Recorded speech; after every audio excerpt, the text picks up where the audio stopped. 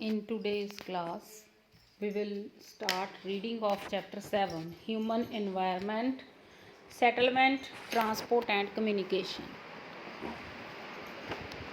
In chapter 1, you have learnt that early human beings depended entirely on nature for food, clothing and shelter, but with time they learnt new skills to grow food, build homes, develop better means of transport and communication. Beta, already we have to learn in chapter 1 about the early human beings ਜੋ ਪਹਿਲਾਂ ਪੁਰਾਣੇ ਮਨੁੱਖ ਸੀ, ਠੀਕ ਹੈ, ਉਹ ਕਿਵੇਂ ਰਹਿੰਦੇ ਸੀ, ਕਿਹੋ ਜਿਹਾ ਉਹ ਫੂਡ ਖਾਂਦੇ ਸੀ, ਕਿਹੋ ਜਿਹੇ ਉਹ ਕੱਪੜੇ ਪਹਿਨਦੇ ਸੀ, ਕਿਹੋ ਜਿਹਾ ਉਸ ਟਾਈਮ ਦਾ ਸ਼ੈਲਟਰ ਸੀ, ਠੀਕ ਹੈ। ਬਟ ਵਿਦ ਦਾ ਟਾਈਮ ਜਿਉਂ-ਜਿਉਂ ਟਾਈਮ ਅੱਗੇ ਵੱਧਦਾ ਗਿਆ ਤਾਂ ਉਹਨਾਂ ਨੇ ਨਿਊ ਸਕਿੱਲਸ ਲਰਨ ਕੀਤੀਆਂ ਟੂ ਗਰੋ ਫੂਡ, ਠੀਕ ਹੈ। ਕਿਹੋ ਜਿਹਾ ਉਹਨਾਂ ਨੇ ਕਿਵੇਂ ਉਹਨਾਂ ਨੇ ਨਵੇਂ ਢੰਗ ਫੂਡ ਗਰੋ ਕਰਨ ਲਈ ਯੂਜ਼ ਕਰਨੇ ਸਟਾਰਟ ਕੀਤੇ, ਨਿਊ ਹੋਮਸ ਬਣਾਉਣੇ ਸ਼ੁਰੂ ਕੀਤੇ ਅਤੇ ਉਹਨਾਂ ਨੇ ਬੈਟਰ ਮੀਨਸ ਆਫ ਟਰਾਂਸਪੋਰਟ ਅਤੇ ਕਮਿਊਨੀਕੇਸ਼ਨ ਸਟਾਰਟ ਹੋਈ, ਡਿਵੈਲਪਮੈਂਟ ਹੋਈ ਇਹਨਾਂ ਚੀਜ਼ਾਂ ਦੀ। ਇਨ ਦਿਸ ਵੇ ਦੇ ਮੋਡੀਫਾਈਡ ਦਾ ਇਨਵਾਇਰਮੈਂਟ ਵੇਅਰ ਦੇ ਲਿਵਡ, ਉਹਨਾਂ ਨੇ ਉਸ ਇਨਵਾਇਰਮੈਂਟ ਨੂੰ ਮੋਡੀਫਾਈ ਕੀਤਾ ਜਿਹਦੇ ਵਿੱਚ ਉਹ ਰਹਿੰਦੇ ਸੀ। ਅਸੀਂ ਚੈਪਟਰ 1 ਦੇ ਵਿੱਚ ਹਿਊਮਨ ਇਨਵਾਇਰਮੈਂਟ ਬਾਰੇ ਰੀਡ ਕਰ ਚੁੱਕੇ ਹਾਂ, ਠੀਕ ਹੈ, ਐਂਡ ਨੈਚੁਰਲ ਇਨਵਾਇਰਮੈਂਟ ਬਾਰੇ ਵੀ, ਠੀਕ ਹੈ। ਡਿਟੇਲ ਸਟੱਡੀ ਅਸੀਂ ਨੈਚੁਰਲ ਇਨਵਾਇਰਮੈਂਟ ਦੀ ਕੀਤੀ ਸੀ ਚੈਪਟਰ 1 ਦੇ ਵਿੱਚ, ਅਤੇ ਇਸ ਚੈਪਟਰ ਦੇ ਵਿੱਚ ਅਸੀਂ ਹਿਊਮਨ ਇਨਵਾਇਰਮੈਂਟ ਨੂੰ ਡਿਟੇਲਡ ਸਟੱਡੀ ਕਰਾਂਗੇ। First we will read about settlements. What are settlements? Settlements ਕੀ ਹੁੰਦੀਆਂ ਨੇ? Settlements are places where people build their homes. Settlements ਉਹ ਜਗ੍ਹਾ ਨੇ ਜਿੱਥੇ ਜਿਹੜੇ ਲੋਕ ਨੇ ਆਪਣੇ ਘਰ ਬਣਾਉਂਦੇ ਨੇ।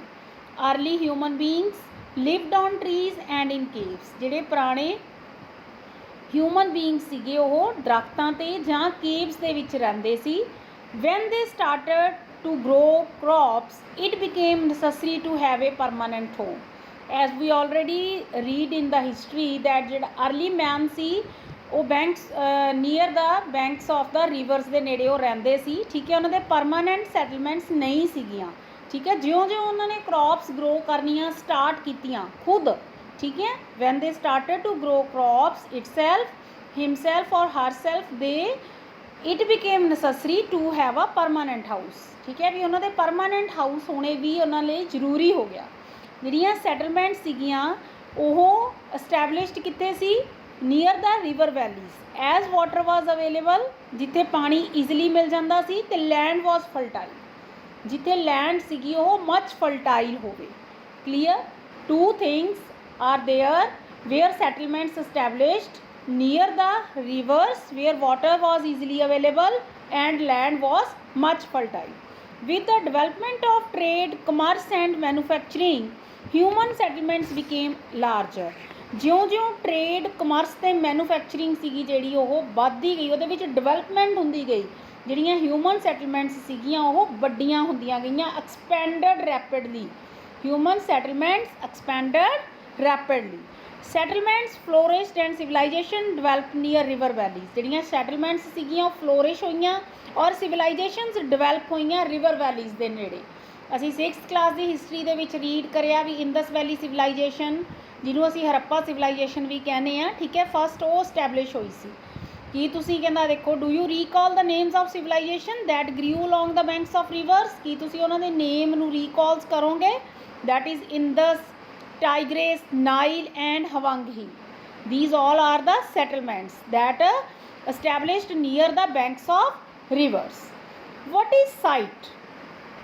A place where a building or a settlement develops is called its site. ਉਹ ਜਗ੍ਹਾ ਜਿੱਥੇ ਕੋਈ ਬਿਲਡਿੰਗ ਬਣੀ ਜਾਂ ਸੈਟਲਮੈਂਟ ਡਿਵੈਲਪ ਹੋਈ ਉਸਨੂੰ ਸਾਈਟ ਕਹਿੰਦੇ ਨੇ। Natural conditions for selection of N ideal site. ਇੱਕ ਅੱਛੀ ਸਾਈਟ ਦੇ ਲਈ ਕਿਹੜੀਆਂ ਚੀਜ਼ਾਂ ਦੀ ਜ਼ਰੂਰਤ ਹੈ? First is favourable climate. Favourable climate की आ neither hot not too cold, ना तो उत्थे ज़्यादा गर्मी होवे ना ज़्यादा उत्थे ठंड होवे। Second is availability of water. Availability है जिहड़ी वाटर दी वो जरूरी है, वो नसैसरी है फॉर द सैटलमेंट्स, ठीक है, फॉर ड्रिंकिंग वाटर और for the growing of crops. And then suitable land. Third is suitable land, as they grow crops wherever as we or they stay. Next is fertile soil. Fertile soil is needed to grow crops. These are the 4 conditions which are necessary for an ideal site. Now come to the settlements. Settlements are divided into 2 categories. ਜਿਹੜੀਆਂ settlements ਨੇ ਉਹ 2 categories ਦੇ ਵਿੱਚ divided ਨੇ. One is permanent and other one is temporary settlement. First we will discuss about temporary settlement. What is temporary settlement? ਉਹ settlements which are occupied for a short time, ਜਿੱਥੇ ਲੋਕ ਕੁਝ ਥੋੜੇ ਜਿਹੇ ਸਮੇਂ ਦੇ ਲਈ ਰਹਿੰਦੇ ਸੀ, ਉਹ temporary settlements ਹੁੰਦੀਆਂ ਨੇ. The people living in deep forests, hot and cold deserts, mountains often dwell in such temporary settlements. ਜਿਹੜੇ ਲੋਕ ਜੰਗਲਾਂ ਦੇ ਵਿੱਚ hot ਔਰ cold deserts ਦੇ ਵਿੱਚ ਰਹਿੰਦੇ ਨੇ, ਉਹਨਾਂ ਦੀਆਂ temporary settlements ਹੁੰਦੀਆਂ ਨੇ. They does not fixed for living period. ਜਿਹੜੀਆਂ temporary settlements ਨੇਗੀਆਂ ਉਹ ਫਿਕਸਡ ਨਹੀਂ ਹੁੰਦੀਆਂ long period ਦੇ ਲਈ, ਠੀਕ ਹੈ. ਉਹ small short period ਦੇ ਲਈ ਹੀ ਫਿਕਸ ਹੁੰਦੀਆਂ ਨੇ, ਕੁਝ ਸਮੇਂ ਲਈ ਲੋਕ ਉੱਥੇ ਰਹਿੰਦੇ ਨੇ. They practice hunting, gathering, shifting, cultivation and transference. ਉਹਨਾਂ ਨੇ ਕੀ ਪ੍ਰੈਕਟਿਸ ਸ਼ੁਰੂ ਕੀਤਾ? Hunting, gathering, shifting, cultivation and transhumance. What is transhumance? Transhumance is a seasonal movement of people. ਇਹ ਸੀਜ਼ਨਲ ਮੂਵਮੈਂਟ ਆ ਲੋਕਾਂ ਦੀ. ਲੋਕ ਇੱਧਰ ਤੋਂ ਉੱਧਰ ਚਲੇ ਜਾਂਦੇ ਸੀ, ਠੀਕ ਹੈ. ਪੀਪਲ ਹੂ ਰੀਅਰ ਐਨੀਮਲਸ, ਜਿਹੜੇ ਲੋਕ ਐਨੀਮਲਸ ਨੂੰ ਚਰਵਾਉਂਦੇ ਸੀ. Move in search of new pastures. ਉਹ ਦੇਖਦੇ ਸੀ ਵੀ ਉੱਥੇ ਘਾਹ ਜਿਹੜਾ ਹੈਗਾ ਉਹ ਕਿੱਥੇ ਈਜ਼ਲੀ ਅਵੇਲੇਬਲ ਹੈ, ਠੀਕ ਹੈ, ਉਹਨਾਂ ਐਨੀਮਲਸ ਦੇ ਲਈ. According to change in season, ਜਦੋਂ ਸੀਜ਼ਨ ਦੇ ਵਿੱਚ ਚੇਂਜ ਆ ਜਾਂਦੀ ਸੀ, ਉਹ ਇੱਕ ਜਗ੍ਹਾ ਤੋਂ ਦੂਸਰੀ ਜਗ੍ਹਾ 'ਤੇ ਚਲੇ ਜਾਂਦੇ ਸੀ, ਜਿੱਥੇ ਜਿਹੜੇ ਐਨੀਮਲਸ ਨੇ ਉਹਨਾਂ ਨੂੰ ਪਾਸਚਰਸ ਈਜ਼ਲੀ ਅਵੇਲੇਬਲ ਹੋ ਸਕਦੇ ਸੀ, ਜਿੱਥੇ ਉਹ ਆਪਣੇ ਐਨੀਮਲਸ ਨੂੰ ਈਜ਼ਲੀ ਰੀਅਰ ਕਰ ਸਕਦੇ ਸੀ. In these settlements people build homes. Next however more and more settlements today are permanent settlements. ਜਿਹੜੀਆਂ ਅੱਜ ਕੱਲ੍ਹ ਦੀਆਂ ਜ਼ਿਆਦਾ ਸੈਟਲਮੈਂਟਸ ਨੇ ਉਹ ਪਰਮਾਨੈਂਟ ਸੈਟਲਮੈਂਟਸ ਨੇ, ਜਿੱਥੇ ਲੋਕ ਨੇ ਜਿਹੜੇ ਉਹ long period or fixed time ਦੇ ਲਈ ਉੱਥੇ ਰਹਿੰਦੇ ਨੇ. In these settlements people build homes to live in. ਇਹਨਾਂ ਸੈਟਲਮੈਂਟਸ ਦੇ ਵਿੱਚ ਜਿਹੜੇ ਲੋਕ ਨੇ ਉਹ ਆਪਣੇ ਰਹਿਣ ਦੇ ਲਈ ਘਰ ਬਣਾਉਂਦੇ ਨੇ. ਨੈਕਸਟ ਇੱਕ ਸਟੋਰੀ ਹੈ ਇਹਦੇ ਵਿੱਚ. It was Mary's birthday party. Mary ਦੀ ਬਰਥਡੇ ਪਾਰਟੀ ਸੀ, ਉਹਦੇ ਫਰੈਂਡਸ ਤੇ ਉਹ ਵੇਟ ਕਰ ਰਹੀ ਸੀ ਗੁਰਪ੍ਰੀਤ ਦੀ ਵੀ ਉਹ ਆਏਗੀ, ਠੀਕ ਹੈ, ਤਾਂ ਕਿ ਜਿਹੜੀ ਮੈਰੀ ਆ ਉਹ ਕੇਕ ਕੱਟ ਸਕੇ. ਐਟ ਲਾਸਟ ਗੁਰਪ੍ਰੀਤ ਆ ਗਈ, ਠੀਕ ਹੈ, ਬਹੁਤ ਥੱਕੀ ਹੋਈ, coughing and wheezing. She explained that the traffic jam was terrible. ਉਸਨੇ ਕੀ ਐਕਸਪਲੇਨ ਕੀਤਾ ਵੀ ਟ੍ਰੈਫਿਕ ਬਹੁਤ ਜ਼ਿਆਦਾ ਸੀ. ਮੈਰੀ ਦੇ ਮਦਰ ਦਾ ਨੇਮ ਕੀ ਸੀ? Mrs Thomas. Patted Gurpreet's back and sighed of the pollution is in our city. ਉਹਨਾਂ ਨੇ ਗੁਰਪ੍ਰੀਤ ਦੀ ਪਿੱਠ ਨੂੰ ਥਪਥਪਾਇਆ ਔਰ ਕਿਹਾ ਵੀ ਸਾਡੀ ਸਿਟੀ ਦੇ ਵਿੱਚ ਬਹੁਤ ਪੋਲਿਊਸ਼ਨ ਆ. Prasad had recently come from his village. He asked why do we have such traffic jams and such pollution in the cities. Prasad ਸੀਗਾ ਜਿਹੜਾ ਉਹ ਵਿਲੇਜ ਦੇ ਵਿੱਚੋਂ ਆਇਆ ਸੀ, ਇੱਕ ਪਿੰਡ ਦੇ ਵਿੱਚੋਂ ਆਇਆ ਸੀ. ਉਹ ਕਹਿੰਦਾ ਵੀ ਸ਼ਹਿਰਾਂ ਦੇ ਵਿੱਚ ਇੰਨਾ ਜਾਮ ਕਿਉਂ ਲੱਗਦਾ ਅਤੇ ਇਹੋ ਜਿਹਾ ਪੋਲਿਊਸ਼ਨ ਕਿਉਂ ਆ ਸਿਟੀਜ਼ ਦੇ ਵਿੱਚ. ਜਿਹੜੇ ਵਹੀਕਲਸ ਦਾ ਨੰਬਰ ਹੈ ਉਹ ਇਨਕਰੀਜ਼ ਹੋ ਰਿਹਾ ਡੇ ਬਾਏ ਡੇ. ਕਾਹਦੇ ਕਰਕੇ? Due to the growing population in the cities. Cities ਦੀ ਜਿਹੜੀ ਪਾਪੂਲੇਸ਼ਨ ਆ ਉਹ ਡੇ ਬਾਏ ਡੇ ਇਨਕਰੀਜ਼ ਹੋ ਰਹੀ ਆ. Then why are people coming to the cities. Mary ਨੇ ਕਿਹਾ ਵੀ ਜਿਹੜੇ ਲੋਕ ਨੇ ਉਹ ਸਿਟੀਜ਼ ਵੱਲ ਨੂੰ ਕਿਉਂ ਆ ਰਹੇ ਨੇ. ਹਰ ਮਦਰ ਰਿਪਲਾਈਡ ਦੇ ਕਮ ਲੁਕਿੰਗ ਫॉर ਜੌਬਸ. ਕਿਉਂ ਆ ਰਹੇ ਨੇ? For looking jobs, for better education and for better medical facilities. Then Mary further inquired, if so many people keep coming to cities, where will all the people live? ਫਿਰ Mary ਨੇ ਇੱਕ ਗੱਲ ਹੋਰ inquiry ਕੀਤੀ ਇੱਕ ਗੱਲ ਦੀ ਵੀ ਜੇ ਸਾਰੇ ਲੋਕ ਸਿਟੀਜ਼ ਵੱਲ ਨੂੰ ਆ ਜਾਣਗੇ ਤਾਂ ਜਿਹੜੇ ਬਾਕੀ ਲੋਕ ਨੇ ਉਹ ਕਿੱਥੇ ਰਹਿਣਗੇ, ਸਾਰੇ ਲੋਕ ਇੰਨੇ ਇਕੱਠੇ ਹੋ ਕੇ ਕਿਵੇਂ ਰਹਿਣਗੇ. Mister Thomas said that is why you see so many slums and squatter settlements where people stay in the congested and unhygienic conditions. slum areas ਹੁੰਦੇ ਨੇ, ਠੀਕ ਹੈ, ਜਿੱਥੇ ਸਾਫ ਸਫਾਈ ਬਿਲਕੁਲ ਨਹੀਂ ਹੁੰਦੀ. ਉਹ ਲੋਕ ਨੇ ਜਿਹੜੇ ਉਹ ਇਕੱਠੇ ਹੋ ਕੇ ਉੱਥੇ ਰਹਿੰਦੇ ਨੇ. Shortage of power and water supply. ਉੱਥੇ ਇਲੈਕਟ੍ਰੀਸਿਟੀ ਅਤੇ ਵਾਟਰ ਸਪਲਾਈ ਦੀ ਘਾਟ ਹੁੰਦੀ ਹੈ. ਉੱਥੇ ਮੇਨ ਕਾਮਨ ਪ੍ਰੋਬਲਮਸ ਨੇ ਇਹ ਸਿਟੀਜ਼ ਦੀਆਂ.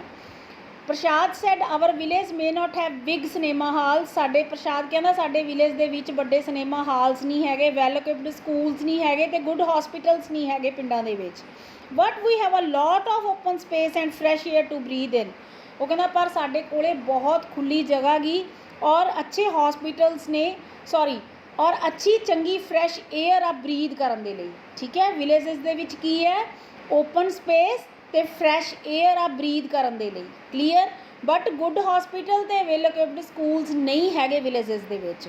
ਵੈਨ ਮਾਈ ਗ੍ਰੈਂਡਫਾਦਰ ਵਾਜ਼ ਸਿਕ, ਜਦੋਂ ਮੇਰੇ ਗ੍ਰੈਂਡਫਾਦਰ ਬਿਮਾਰ ਹੋਏ, we had to rush him to the city hospital, ਤਾਂ ਉਹ ਕਹਿੰਦਾ ਸਾਨੂੰ ਕਿੱਥੇ ਆਉਣਾ ਪਿਆ, ਸਿਟੀ ਹੌਸਪੀਟਲ ਦੇ ਵਿੱਚ ਦੌੜ ਕੇ ਆਉਣਾ ਪਿਆ। ਠੀਕ ਹੈ, ਜੇ ਵਿਲੇजेस ਦੇ ਵਿੱਚ ਕੁਝ ਅੱਛੀਆਂ ਚੀਜ਼ਾਂ ਨੇ ਬਟ ਸਾਰੀਆਂ ਫੈਸਿਲਿਟੀਜ਼ ਫਿਰ ਵਿਲੇजेस ਦੇ ਵਿੱਚ ਅਵੇਲੇਬਲ ਨਹੀਂ ਹੈਗੀਆਂ।